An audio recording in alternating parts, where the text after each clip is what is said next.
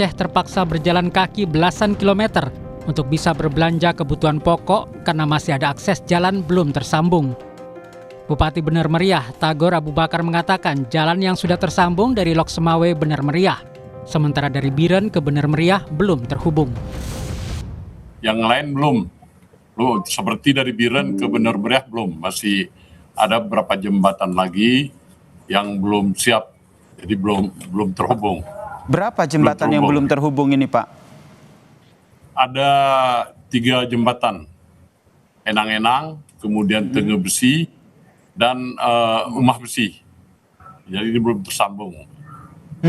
Kondisi ini yang akhirnya membuat warga harus mau tidak mau harus berjalan kaki begitu ya, untuk menuju ke lokasi yang mereka inginkan. Betul.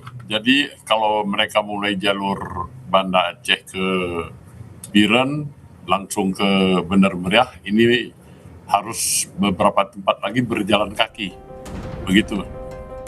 Gerak pemerintah harus lebih cepat lagi untuk membantu para korban bencana di Sumatera.